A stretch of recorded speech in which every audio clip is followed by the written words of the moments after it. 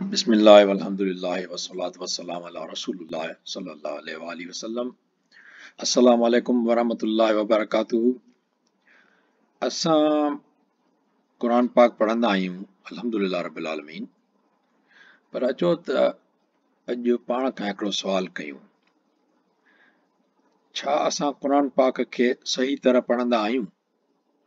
ऐं कुरान पाक पढ़ण जे लाइ कुझु क़ाइदा ऐं कानून आहिनि। छा असां उन्हनि ते अमल कंदा आहियूं? ऐं जेको कुरान पाक पढ़ंदा आहियूं छा उन जो मतिलबु या माना सम्झंदा आहियूं?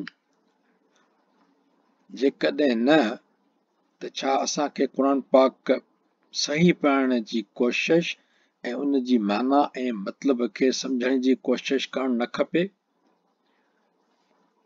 यकीनन करणु खपे, छो त असांजे आका नबी अकरम मोहम्मद मुस्तफ़ा सल्लल्लाहु अलैहि वसल्लम जन जी हदीस मुबारक आहे त खैरुकुम मन तअल्लमल क़ुरआन व अल्लमहु, जंहिंजो मफ़हूम आहे अवां मां बहितरीन आहे उहो जेको क़ुर सिखे थो ऐं सेखारे थो।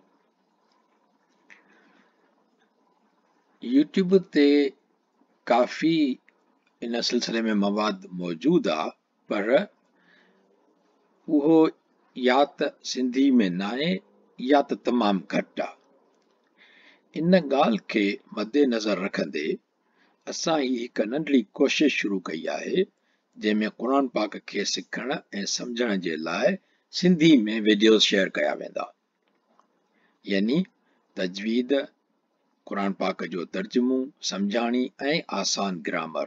इंशा अल्लाह ताला असांजे यूट्यूब चैनल जो नालो रहंदो अचो त क़ुरान सिखूं सिंधी में।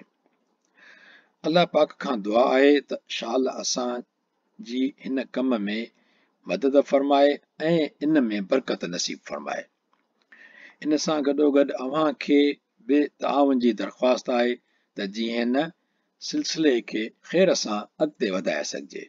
महिरबानी। वस्सलामु अलैकुम वरहमतुल्लाहि वबरकातुहू। दुआनि जो तलबगार रशीद सूमरो।